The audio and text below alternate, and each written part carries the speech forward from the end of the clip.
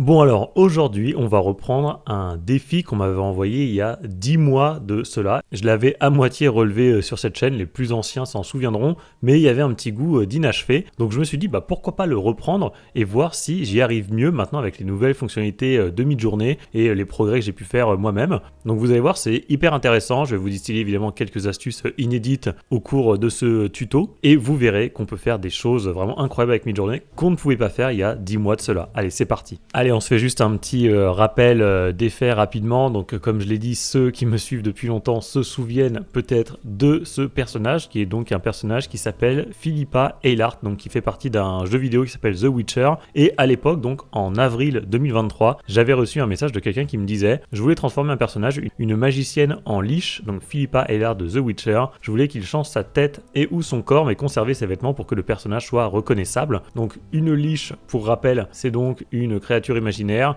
un sorcier mort qui se maintient dans un état mort-vivant grâce à ses pouvoirs magiques. Vous avez une illustration ici. Donc ça, c'est l'image que je me suis prise comme modèle. Et alors, pour rappel, il y a 10 mois de cela, le meilleur résultat que j'avais obtenu, en gros, c'était ça. Alors, j'avais bien quelques éléments distinctifs, notamment la plume dans les cheveux, le bandeau, les deux nattes, etc. Le code couleur, globalement, c'était ça. Mais vous voyez, il me manquait notamment ce foutu col en dentelle. Le motif sur le bandeau était pas terrible. Finalement, il y avait deux plumes dans les cheveux et pas une seule. Et le code couleur, bon voilà, c'était pas mal, mais on pouvait faire beaucoup mieux que ça. Je vous montre ici. Voilà, le bandeau, c'est pas vraiment ça. Il n'y a qu'une seule plume. Bref, ça c'était il y a 10 mois. Et maintenant, du coup, j'ai décidé de recommencer pour voir si mid-journée avait progressé et si moi aussi par la même occasion. Donc, ce que j'ai fait déjà, c'est que je suis parti du coup d'une bonne base. Alors, la bonne base, c'est celle-là, donc je vous l'ai déjà montré. Je l'ai utilisée en image de référence. Et là, ça va être l'occasion de faire un premier test, de tester le Image Weight 1, le Image Weight 2 et le Image Weight 3, parce que vous savez qu'avec la version 6 maintenant, on peut monter jusqu'à 3 sur l'Image Weight. Donc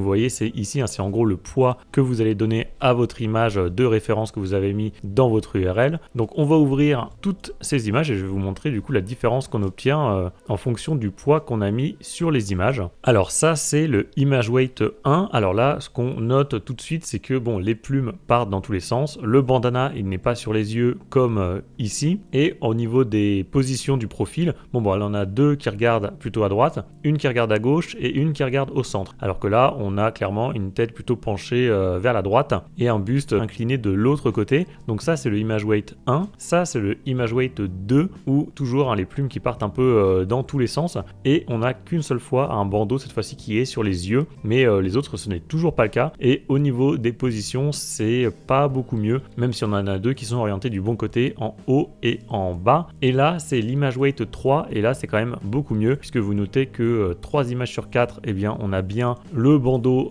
sur les yeux. On le voit ici. Et on a également une bonne orientation du corps à chaque fois. Et les plumes sont mieux positionnées, vous le voyez notamment en haut et en bas à droite également. Ça ressemble beaucoup plus à ça. Donc déjà, premier renseignement, effectivement, l'image weight, ça fonctionne. Alors, on le savait déjà, mais c'est toujours bien de le prouver avec des cas concrets. Donc ça, c'est la première chose que je voulais vous montrer. Du coup, évidemment, je suis parti d'une image que j'avais créée en image weight 3, c'est-à-dire celle-là. Et ensuite, j'ai fait beaucoup d'inpainting pour corriger tout ça. Donc peut-être que je vais ouvrir cette image là, comme ça on va la garder en référence et on fera le bilan à la fin. Voilà, donc ensuite Vary Region, donc Vary Region c'est l'inpainting. N'oubliez pas d'activer le remix mode en /remix, sinon vous ne pourrez pas modifier, enfin en tout cas vous n'aurez pas accès à la barre de prompt ici. Ce que j'ai fait là, c'est toujours intéressant de rappeler que le empty fonctionne, c'est-à-dire que ça va vous permettre de supprimer certains éléments sur une image. Là en l'occurrence, ce que je voulais supprimer, c'était la natte derrière l'espèce de queue de cheval. Il y avait également des choses sur son corps, je peux vous montrer. Voilà, tout ça, ça me plaisait pas. La natte également.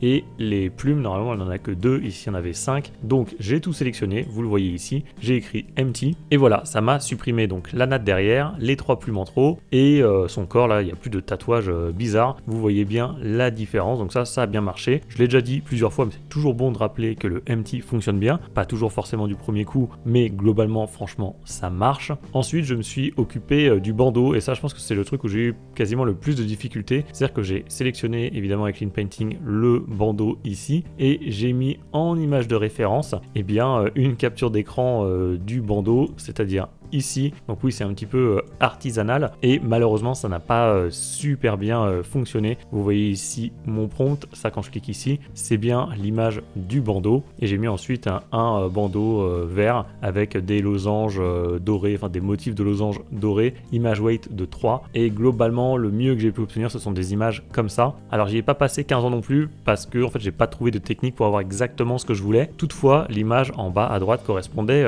pas trop mal. En tout cas c'est le meilleur motif que j'ai obtenu. Vous voyez c'est un peu en forme d'yeux, donc c'est globalement ce que représentait je crois ce motif là. On a à peu près le code couleur, donc c'est franchement pas trop mal. Vraiment j'ai pas réussi à avoir mieux, mais je m'en satisfais pleinement. En tout cas c'est beaucoup mieux que le premier résultat que j'avais obtenu il y a 10 mois de ça. Je vous remontrerai après le comparatif. Donc là-dessus on valide et donc c'est ce que j'écris ici. Il n'est pas possible de reproduire fidèlement un motif. Midjourney pourra seulement s'inspirer de vos images de référence, sauf si c'est un motif très connu comme le symbole d'une marque par exemple. Donc c'est ce que j'écris ici, le logo Nike sur une chaussure. Ici évidemment ça pose pas de problème puisque le logo Nike est très connu. Midjourney a dû s'entraîner beaucoup sur des images de chaussures, de vêtements, tout ça. Donc il peut refaire la virgule sans difficulté, de la même manière qu'il peut refaire si vous tapez la Joconde, il va vous faire le portrait craché de la Joconde. Donc ça ce sont les petites exceptions, mais pour des motifs très particuliers qui sont pas connus on va dire. Alors là par contre c'est une autre histoire et c'est pas possible. Enfin en tout cas moi j'ai pas trouvé la solution. Ensuite pour le visage, alors là ça va être intéressant aussi. Donc évidemment le but c'était de transformer donc ce personnage en Lich, donc cette espèce de magicien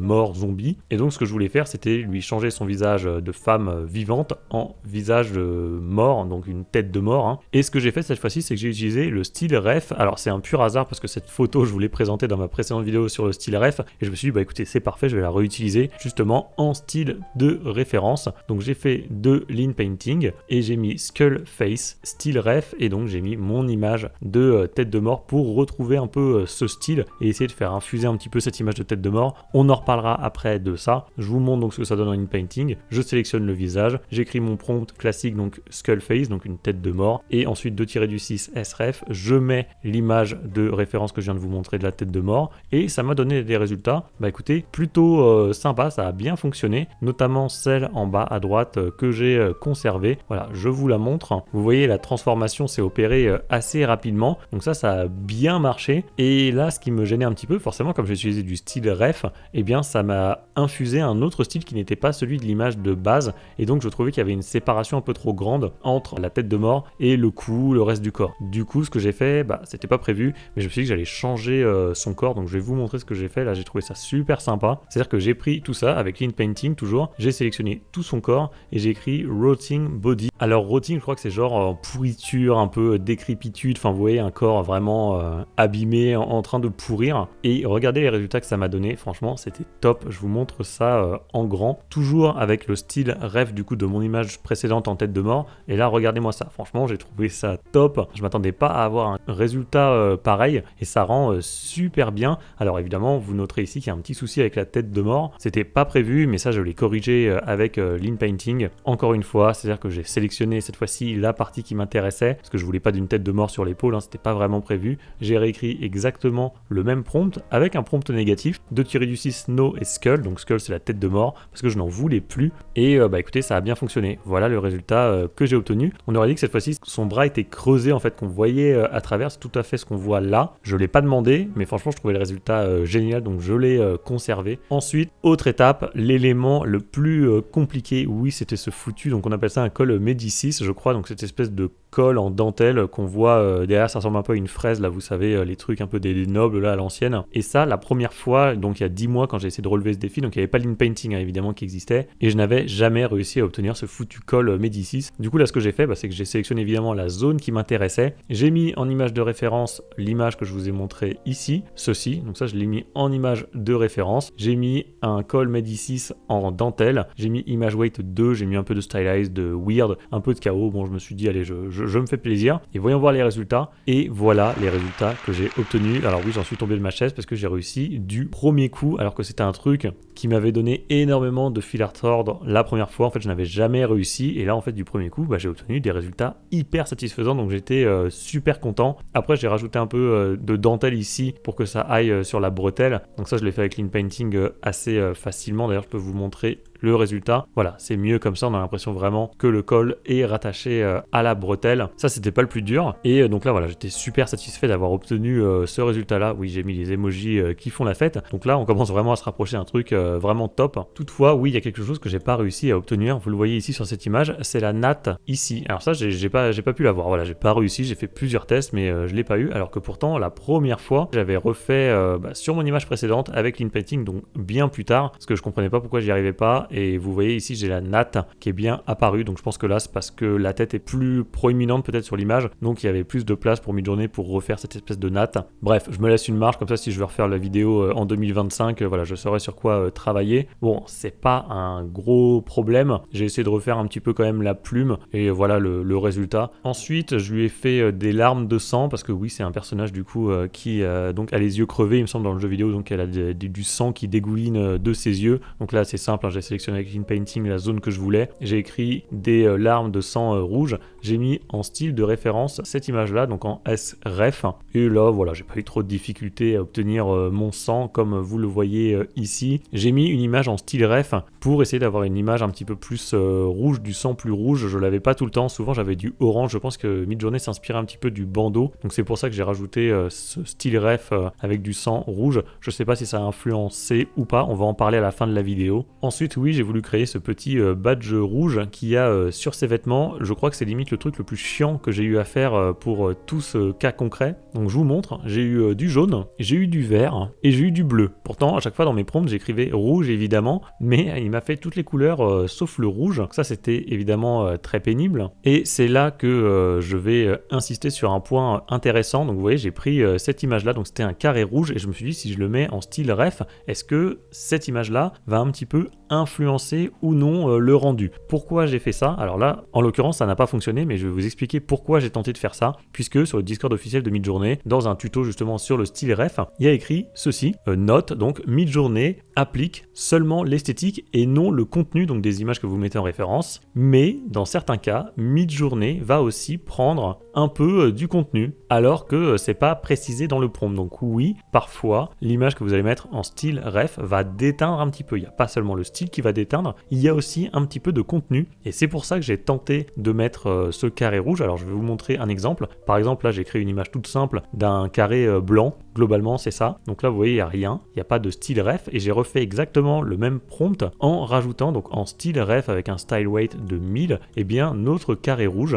Et qu'est-ce que vous notez sur cette image? Et vous allez voir que c'est très léger. Et oui, voilà, ici vous le voyez, dans le coin là, il y a un tout petit peu de rouge. Et d'ailleurs, cette image-là, d'ailleurs, je viens de me rendre compte, elle est un petit peu rose pâle d'ailleurs. Donc on voit bien, attendez, je vais l'ouvrir en grand du coup. Ouais, donc l'image en haut à droite, elle est un peu rose pâle. Et en bas ici, vous voyez qu'il y a un petit peu de rouge. Donc il y a un petit peu de contenu qui a infusé. D'ailleurs, j'ai fait un deuxième test où là, c'est un petit peu plus flagrant, notamment en bas à gauche. Et j'ai fait un autre test en style ref, toujours le même prompt. Donc en gros, un white plain paper, enfin bon, une page blanche quoi. Et en style ref, cette fois-ci, j'avais mis mon image de forêt avec le brouillard, où moi je m'attendais évidemment juste à voir le grain d'image, et j'ai eu également donc les arbres, vous voyez un petit peu la forêt derrière. Donc c'est bien la preuve que parfois avec le style ref, vous n'infusez pas seulement le style, mais aussi parfois certains éléments. Mais là, c'est vrai que pour ce cas-là, ça n'a pas fonctionné, mais écoutez, sachez que ça peut le faire parfois, donc c'est toujours bon à savoir. Aussi, autre chose, c'est vrai que vous pouvez noter, ça par exemple, c'était notre toute première image, et ça c'est la dernière, et vous notez peut-être la dégradation du background, vous voyez derrière. Pourtant j'y ai pas touché avec l'InPainting, ça n'a pas bougé, et c'est pas la première fois que je remarque ça sur des images sur lesquelles je fais beaucoup d'InPainting. Et bien parfois le background se dégrade. Donc là ce que j'ai fait, c'est que je l'ai sélectionné tout simplement. J'ai sélectionné tout le background et j'ai mis un autre prompt, donc une forêt avec de la brume, du brouillard. Et là pareil, j'avais fait une petite erreur, c'est à dire que, attendez, je vais vous montrer, j'avais pris en image de référence donc toujours celle-là, sauf que j'ai mis du coup un style weight à 100, enfin comme je ne précise rien, le style weight il est à 100, et vous allez voir que sur l'image, eh bien il y a deux styles qui sont selon moi trop différents. Ça fait un peu collage en fait. c'est-à-dire qu'on a un style un petit peu plus dessin, voire jeu vidéo, enfin un peu plus dessin animé quoi, et derrière un style un peu plus photoréaliste, donc ça faisait un peu collage, montage un peu grossier, ça me plaisait pas, donc ce qui fait que là ça rejoint ce que je vous ai dit dans ma précédente vidéo sur le style ref. Ce que j'ai fait cette fois-ci, c'est que j'ai mis un poids de 0,7, donc j'ai fait du multiprompting d'image avec en 0,7, bah, vous vous doutez, c'est donc mon image, celle-ci, et pour garder le même style, et bah, ce que j'ai fait en fait, c'est que j'ai mis en autre image de référence, bah, celle-là, comme ça j'étais sûr qu'il allait garder le même style, sauf que cette fois-ci, en multiprompting, j'ai mis du 1,7, donc j'ai mis plus de poids sur mon image avec le style qui me correspondait, et un poids plus faible sur le brouillard, et là je trouve que les résultats étaient beaucoup mieux, c'est-à-dire qu'on avait cette fois-ci un background qui correspondait en fait au style de l'image que je voulais, mais quand même avec un peu de brouillard, tout ça qui avait infusé grâce à mon image que je vous ai montré précédemment, qui elle était plus photoréaliste. Ah oui, et c'est vrai que ce que je vous ai pas dit, parce que là vous voyez que sur cette image là le bouton il est quand même rouge, donc c'est que j'ai quand même un petit peu réussi. Mais en fait ce que j'avais fait, c'est que sur cette image là, alors attendez, je vais vous montrer, je vais l'ouvrir en grand, il y a un petit détail, c'est que là il y a du bleu, mais attendez, je vais zoomer, hop, en 300, et là vous voyez il y a un tout petit peu de rouge. Donc là dans ce cas là, alors moi ce que je fais, c'est que je saute sur l'occasion, je saisis l'opportunité, je fais de l'inpainting en choisissant toute la zone bleue, un tout petit peu de rouge, et après j'écris du coup red circle ou quelque chose comme ça. Mid-journée va s'inspirer du rouge, il va repartir du rouge et il va me corriger tout ce bleu. Donc ça c'est vraiment une super opportunité, et vous voyez c'est ce que j'écris ici. Donc là j'ai sélectionné le bleu ici, j'ai gardé un tout petit peu de rouge et j'ai écrit voilà Ruby Diamond. Bon, Ruby comme c'est rouge, pas forcément il comprenait, et du coup voilà le résultat que ça me donne. Vous voyez, j'ai bien transformé le bleu en rouge, on le voit ici. Bon bah maintenant j'ai envie de dire que l'heure est au bilan, donc on est parti de cette image là et on est arrivé à celle-là. Voilà, vous voyez quand même la différence, elle est énorme. Donc tout ça globalement c'est grâce à l'inpainting, on va pas se mentir. Il y a eu un peu de style ref, il y a eu 2-3 autres astuces, mais globalement c'est full inpainting. Voilà, vous voyez l'énorme différence, et on peut faire aussi une comparaison par rapport à cette image là que j'avais obtenue il y a 10 mois. Donc là forcément quand je la regarde maintenant je me dis waouh, c'est quand même pas terrible, alors qu'à l'époque je trouvais ça génial hein. Mais maintenant vous voyez quand même que on a obtenu quelque chose de beaucoup mieux, avec beaucoup plus de caractéristiques. On a bien les deux plumes, on a ce bandeau globalement avec les bons motifs, on a ce foutu col Médicis que je n'avais jamais réussi à obtenir, vous voyez ici il est inexistant. Au niveau du code couleur c'est quand même beaucoup mieux, notamment au niveau des motifs, bref c'est quand même beaucoup mieux. Je vous remontre la différence, voilà, on est parti de ça et on est arrivé à ça, donc je suis très satisfait. Il reste encore 2-3 détails à régler là-dessus, mais franchement pour moi là la mission est accomplie. Bon bah voilà, j'espère que cette petite rétrospective vous aura plu. Moi je me suis bien amusé à relever une nouvelle fois ce défi, et là ce qui est intéressant surtout dans cette vidéo, c'est de constater qu'en l'espace de 10 mois, et bien Midjourney a bien progressé, il y a beaucoup plus de fonctionnalités, donc ça nous permet évidemment d'obtenir des résultats bien meilleurs. On a fait le comparatif à la fin, quand on regarde l'image que j'avais créée il y a 10 mois et quand on regarde celle que je vous affiche à l'écran, évidemment je trouve que la nouvelle est beaucoup mieux, donc vous me direz en commentaire celle que vous préférez. J'espère que comme moi vous préférez la deuxième. Et enfin, bah oui, je vous ai beaucoup parlé de la vidéo que j'avais réalisée en avril dernier, et bah je vous l'affiche en plein milieu de votre écran, comme ça vous pourrez voir un peu déjà comment j'en avais bavé à l'époque, et les techniques vraiment c'était du pur bricolage que j'avais employé. Donc voilà, si vous ne l'avez pas vu, je vous invite vivement à la regarder, ça sera vraiment marrant après avoir vu celle-là.